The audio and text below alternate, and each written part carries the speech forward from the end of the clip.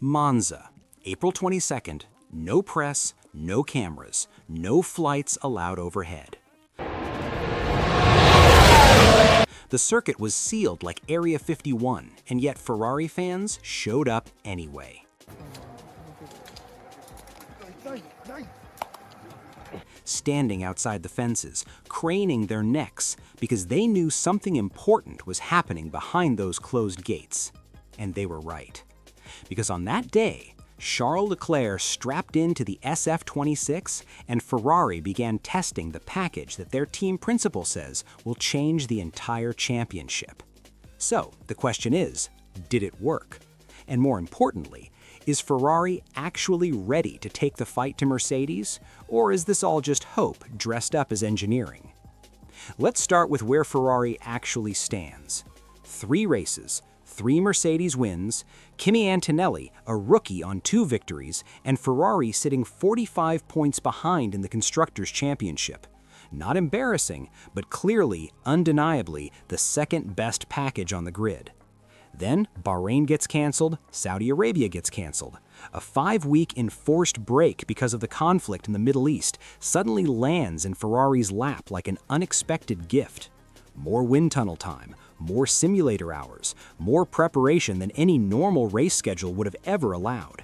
Fred Vasseur, Ferrari's team principal, didn't waste a single day of it. And when journalists asked him what to expect in Miami, he gave them one sentence. In Miami, a different championship will begin. Not a hint, not a suggestion, a declaration from the head of the most iconic team in motorsport. But that was just the start, because what Ferrari had quietly been building behind those words was something nobody outside Maranello had fully seen yet. The upgrade package Ferrari brought to Monza wasn't a single update. Vasseur himself called it, in his own words, a package and a half. That's components originally spread across 2 canceled race weekends, now combined, arriving together in one single dramatic introduction. A revised Spec 2 floor, a completely new front wing, only the central section unchanged. Weight-saving changes expected to leave the SF26 underweight. Revised rear-end aerodynamics, halo appendages in carbon, hydraulic system optimization, flicktail mode area changes. And then, the Macarena. This is where the story gets interesting, because on the main straight at Monza, fans spotted something on the SF26 that Ferrari had been hiding since China. A rear wing that rotates through 180 degrees during activation, flipping upside down along the straight before snapping back into position. Lewis Hamilton called its debut in Shanghai a little bit premature. Ferrari pulled it, reworked it, and now the updated version was back on track, with revised mounting pylons, more angled than before, and a new aerodynamic element built into the center of the movable flap. The fans went absolutely wild. Here is the technical truth that makes this moment so significant. Leclerc completed around 19 laps, just over 100 kilometers. His best time was a 1:27.138. But that lap time means nothing. What matters is what happened in the data Ferrari collected. The new Macarena specification could deliver up to 10 kilometers per hour of additional top speed.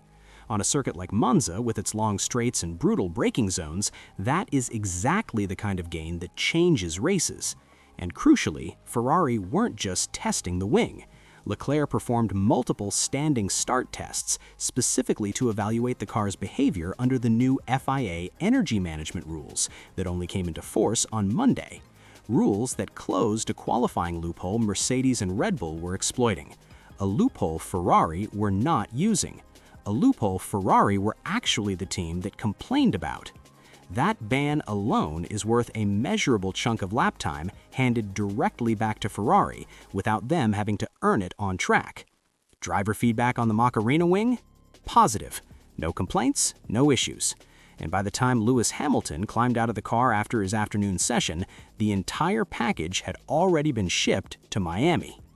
This matters, and here's why. Layer 1. The drivers. Hamilton is on record saying the 2026 cars represent the best form of racing he has experienced across his entire career. He has publicly pushed back against critics of the new regulations. Meanwhile, Leclerc, who built his entire reputation on one-lap qualifying pace, has been dulled by a rule set that stripped away exactly that. The FIA changes coming into force at Miami were written almost perfectly to bring the qualifying Leclerc the world knows back to the front row. Layer 2, the championship. Ferrari are 45 points down. That is significant, but not after 5 races. Not when the team holding the deficit deliberately held back its development plan through the opening rounds. Not when their biggest rival just lost their key qualifying trick. Layer 3, the future. Mercedes still hold approximately 20 to 30 horsepower over Ferrari's power unit. That gap is real. A former Ferrari engineer has already warned publicly that closing a 30 horsepower gap mid-season is not simple. But Ferrari's path was never raw power, it was aerodynamic efficiency, energy management, and the ADUO system, a regulatory mechanism that could hand Ferrari a significant power unit upgrade in the European rounds later this year. The trajectory is pointing in one direction, and Miami is where we find out if the aero actually lands. So, where does this end? Scenario 1.